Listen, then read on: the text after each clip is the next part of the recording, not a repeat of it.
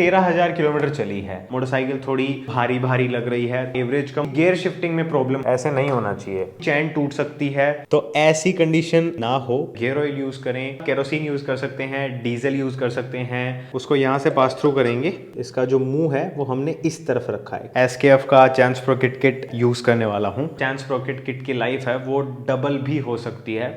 Hi everyone, स्वागत है आपका एक और नई वीडियो में। मेरा नाम जीत है एंड आज की जो वीडियो है उसका टॉपिक रहेगा मोटरसाइकिल की चैन एंड स्प्रोकेट्स के बारे में। इस वीडियो में इस टॉपिक को हम 6 अलग अलग पार्ट्स में डिवाइड करके समझेंगे एंड लगभग सारा कुछ ही इन 6 पार्ट्स में कवर हो जाएगा चैन एंड स्प्रोकेट्स के बारे में। सो मेक श्योर आप कोई भी पार्ट को मिस आउट ना करें। And with that being said, without wasting much time, let's get started. Alright, तो स्टार्ट करते हैं सिम्टम नंबर 1 से, जो कि रहेगा अब नॉर्मल नॉइज, यानी कि जो चैन की साउंड होती है वो बढ़ चुकी है। आपको लग रहा है चैन उछल रही है, या फिर आपको लग रहा है कि चैन है वो चैन कवर से टकरा रही है। नंबर 2, आपकी गियर शिफ्टिंग में प्रॉब्लम हो रही है।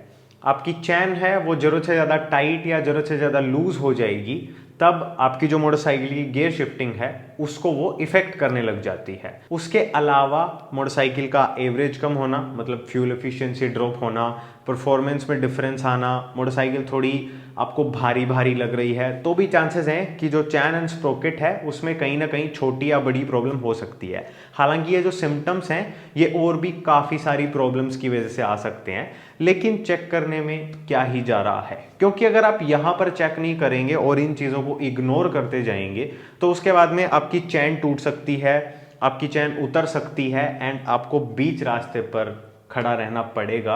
अब पार्ट 1 से हम ये मान लेते हैं कि एक दिक्कत हमारी बाइक में है। इस पर्टिकुलर बाइक के केस में वो दिक्कत है, इसकी चैन में ज़रूरत से ज़्यादा आवाज़ आती है, जो कि मेरे अंकल जो इस बाइक को यूज़ करते हैं उनको बहुत ही इरिटेटिंग लगती है। तो अब उस आवाज़ का सॉल्यूशन क्या है? वो सॉल्यूशन जानने के लिए अब हमें डायग्नोसिस करनी पड़ेगी एंड उसके लिए हमें चैन कवर एंड स्प्रोकेट कवर निकालना पड़ेगा। फॉर दैट इस पर्टिकुलर मोटरसाइकिल के केस में हमें 4 10 मिलीमीटर के बोल्ट्स निकालने हैं एंड चैन कवर निकल जाएगा। एंड जो हमारा स्प्रोकेट कवर है उसको निकालने के लिए एक 8 मिलीमीटर का बोल्ट तो यहाँ पर है एंड सेम ऐसा ही एक बोल्ट नीचे की तरफ है, उसको निकालना है एंड ये बाहर आ जाएगा। एंड यहाँ पर एक सारी गार्ड भी था जिसको मैंने आप लोगों को ये चीज़ अच्छे से दिख सके उसके लिए हटाया है। आपको उसको हटाने की कोई ज़रूरत नहीं है। अब कुछ बेसिक डायग्नोसिस एंड उसके जो सॉल्यूशंस हैं उनकी बात कर लेते हैं। तो सबसे पहले अगर चैन में नॉइज ज़्यादा आ रही है तो आप चैन को अच्छे से क्लीन करें, उसके बाद में आप इसको लुब्रिकेट करें, उसके बाद में आप यहाँ से चैन का जो फ्री प्ले है वो चेक करें। इस केस में ये चैन यहाँ से थोड़ी सी लूज है। अब ये जो चीज़ मैं चेक कर रहा हूँ इसका मुझे आइडिया कैसे लगता है? नंबर 1 एक्सपीरियंस से, लेकिन अगर वो नहीं है तो जो स्टिकर है उससे भी आपको आइडिया लग सकता है। तो यहाँ पर जो फ्री प्ले है वो 1 इंच होना चाहिए एंड यहाँ पर जो मैं महसूस कर पा रहा हूँ ये 1 इंच से तो ज़्यादा ही है, तो इसलिए इस चैन को हमें टाइट करने की ज़रूरत है। तो ये तो हो गए कुछ बेसिक डायग्नोसिस एंड सॉल्यूशंस। इनसे अगर आपकी प्रॉब्लम ठीक हो जाती है तो आपके चैन स्प्रोकेट किट का खर्चा बच जाएगा। लेकिन इस केस में ऐसा नहीं हुआ। मैंने चैन को क्लीन करा, ल्यूब करा, प्रॉपरली एडजस्ट करा। अब आप लोग देख रहे होंगे कि ये लूज़ है। लूज़ क्यों है? उसके पीछे का रीज़न है ये चैन फॉल्टी है। हुआ क्या है, ये चैन ज़रूरत से ज़्यादा स्ट्रेच आउट हो गई है एंड ये अनइवन स्ट्रेच आउट हुई है, मतलब ये कहीं से ज़्यादा खिंच गई है, कहीं से कम खिंची है। तो अभी मैं कुछ नहीं कर रहा, मैं बस इसको घुमाऊंगा और आप ये जो गैप है ये देखिएगा। अब ये जो गैप है ये आप देख सकते हैं। अब इसको मैं थोड़ा सा रोटेट करता हूँ एंड यहाँ पर ये जो गैप आप चेकआउट करिए, थोड़ा सा और, अब चेकआउट करिए। तो बेसिकली हो क्या रहा है, ये चैन बहुत ही इरिटेटिंग नॉइज़ कर रही है because of this uneven stretch. तो सबसे पहले तो मैं आपको वो नॉइज़ सुनाता हूँ।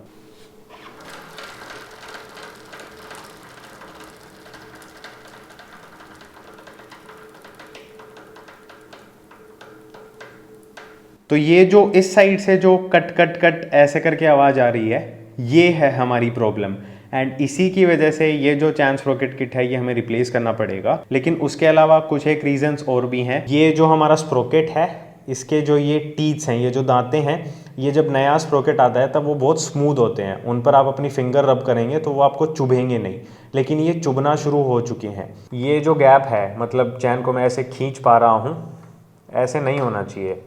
चैन एकदम चिपक के रहनी चाहिए स्प्रोकेट से, बट इसकी जो लेंथ है वो बढ़ चुकी है, तो इसलिए ये ऐसे बाहर निकल रही है। और अगर आपको वो जो स्प्रोकेट हाथ में चुभने वाली बात और ज़्यादा डिटेल में समझनी है तो इन दोनों स्प्रोकेट्स को आप देख सकते हैं। ये दोनों सेम मोटरसाइकिल के स्प्रोकेट्स हैं। एक स्प्रोकेट अच्छी कंडीशन में है, देख सकते हैं काफ़ी स्मूथ इसके एजेस हैं, और दूसरा जो स्प्रोकेट है ना के बराबर बचा हुआ है। तो ऐसी कंडीशन आपकी मोटरसाइकिल के स्प्रोकेट की ना हो, इसीलिए टाइम पर डायग्नोसिस एंड उसका सॉल्यूशन जरूरी है। क्योंकि जब आपका स्प्रोकेट ऐसा हो जाएगा ना, तब वो बाइक को आगे चला नहीं पाएगा, और बाइक इतनी गंदे तरीके से कट कट कट कट वाली आवाज़ करती है कि आसपास खड़े हुए जो लोग हैं उनकी तरफ देखते हुए भी शर्म आने लगती है। तो अभी हमें पता चल चुका है कि ये चैन स्प्रोकेट किट नहीं चलेगा, इसको हमें चेंज करना है। तो उसके लिए हमें पुराने वाले को निकालना पड़ेगा। तो सबसे पहला जो हमारा स्टेप रहेगा वो रहेगा चैन को निकालने का। तो हमारी जो चैन है उसमें एक लिंक दिया हुआ रहता है जिसको हमें प्लायर की हेल्प से रिमूव करना होता है। ये रहा। उसके बाद में एक प्लेट है, उसको निकालना है, एंड फिर पीछे की साइड से जो लिंक है उसको निकाल लेंगे। एंड अभी गियर को न्यूट्रल में रखते हुए जो चैन है उसको हम ऑल द वे रिमूव कर लेंगे।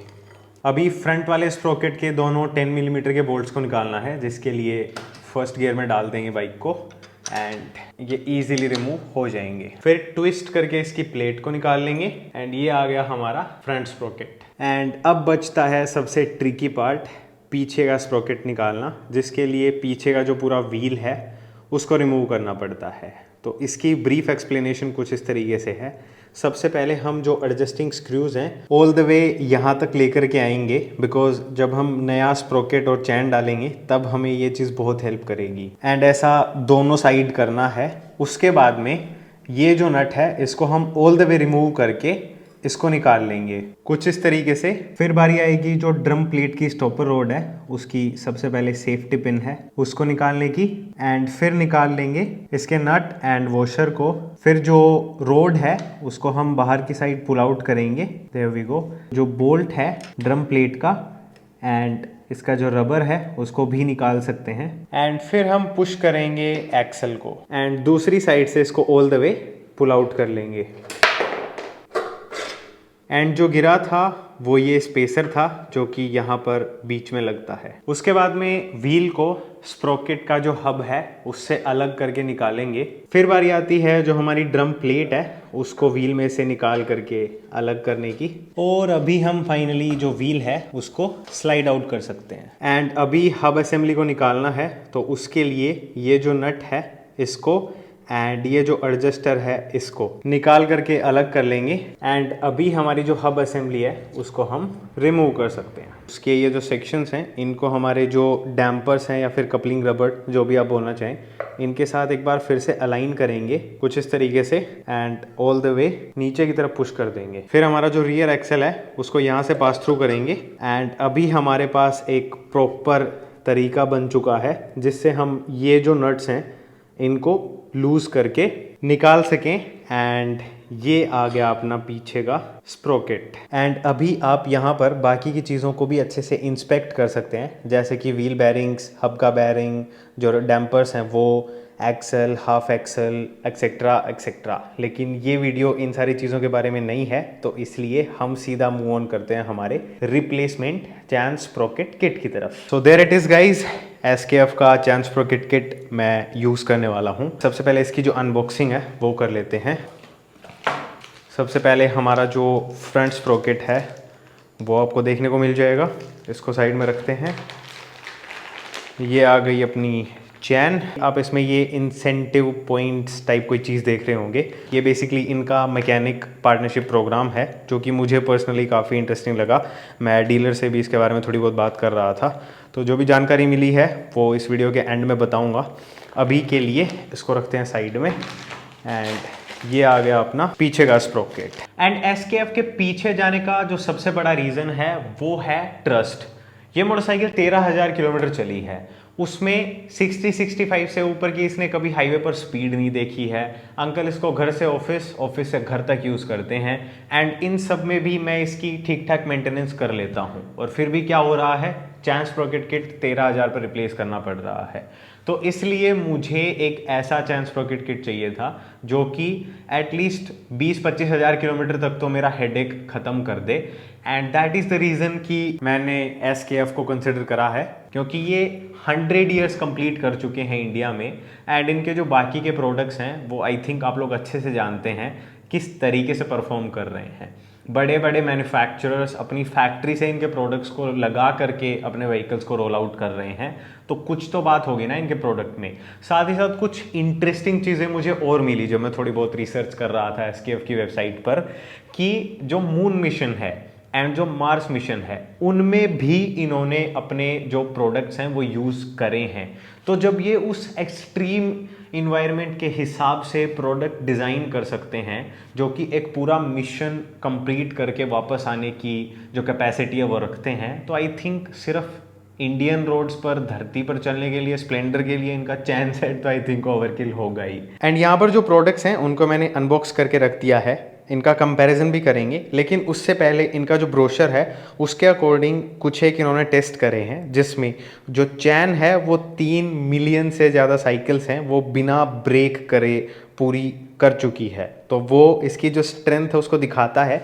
एंड जेन्युइनली स्पीकिंग गाइज, इसको अगर आप पर्सनली देखोगे तभी आप फील कर पाओगे कि ये इसके कंपैरिजन में कितनी ज़्यादा सुपीरियर फील होती है। एंड इन सब चीज़ों के चलते इसकी जो लोड बेयरिंग कैपेसिटी है वो भी डेफिनेटली इम्प्रूव हुई है।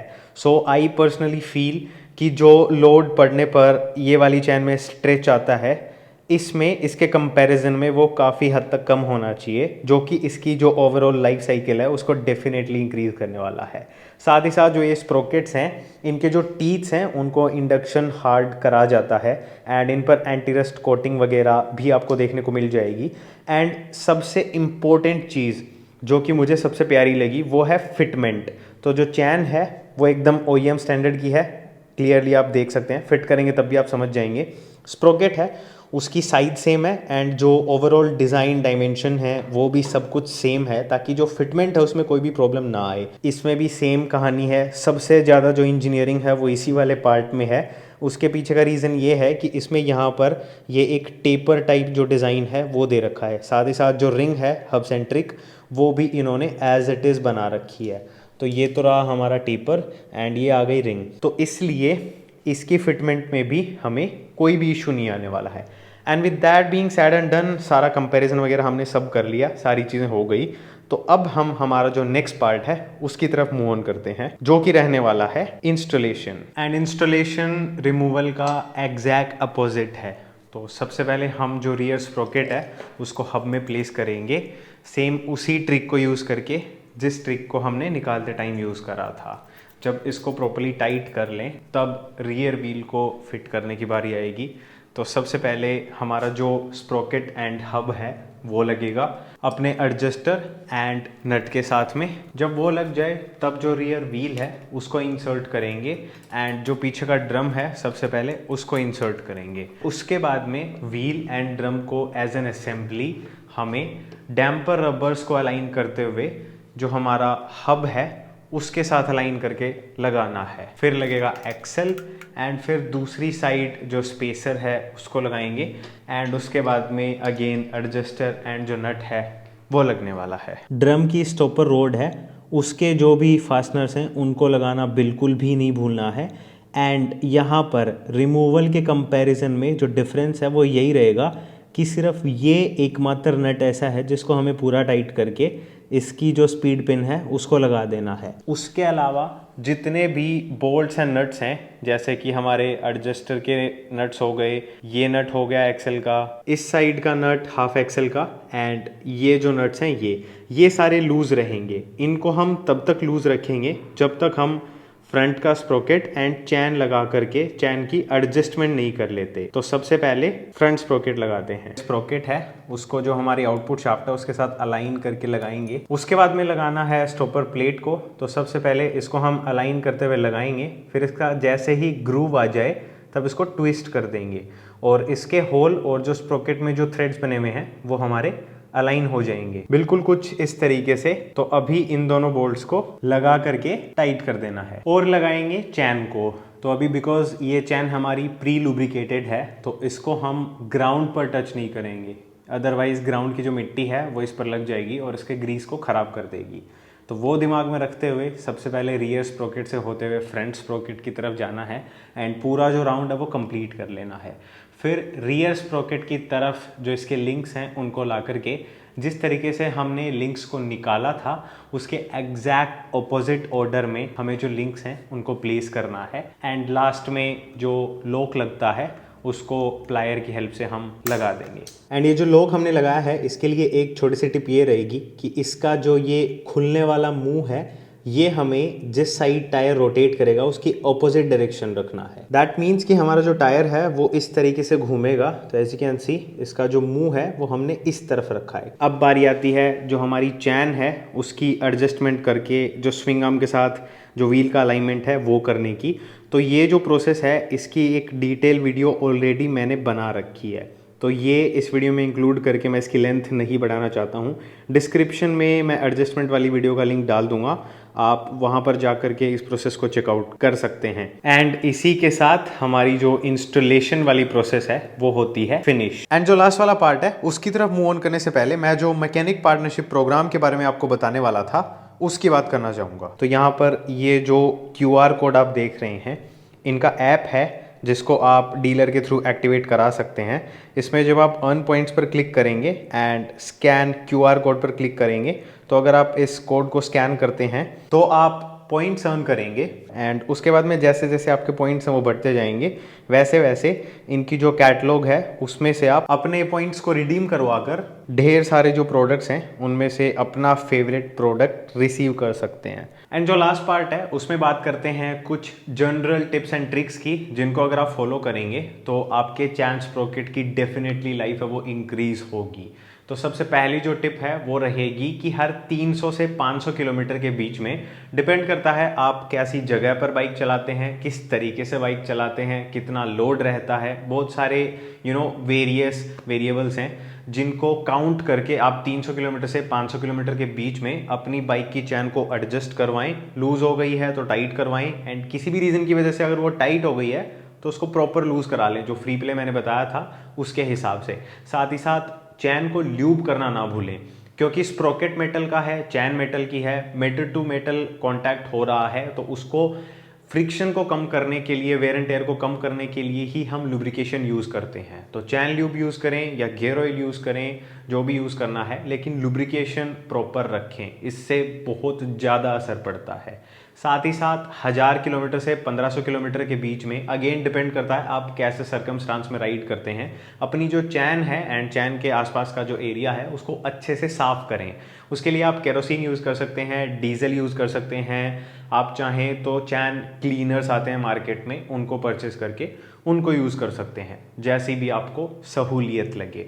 उसके अलावा जो ट्रिपलिंग है या फिर ज़रूरत से ज़्यादा लोड आप अपनी मोटरसाइकिल पर कैरी करते हैं उसको भी अवॉइड करें क्योंकि जब ज़रूरत से ज़्यादा लोड रहता है उस टाइम पर जब सस्पेंशन वर्क करती है तो आपकी जो चैन है उस पर एक्सेसिव लोड पड़ता है और उसी की वजह से अनइवन स्ट्रेचिंग जो चैन की होती है वो हो जाती है and that is the reason कि आपकी जो ड्राइव ट्रेन है वो लंबे समय तक नहीं चल पाती है। तो ये कुछ एक बेसिक टिप्स हैं जिनको अगर आप फॉलो करेंगे तो आपकी जो चैन स्प्रोकेट किट की लाइफ है वो डबल भी हो सकती है, कुछ केस में डबल से भी ज़्यादा हो सकती है। साथ ही साथ जो भी SKF के रिलेटेड लिंक्स रहेंगे जो कि आप लोगों के लिए यूज़फुल हो सकते हैं वो मैं डिस्क्रिप्शन में डाल दूंगा, वहाँ से आप चेकआउट कर सकते हैं।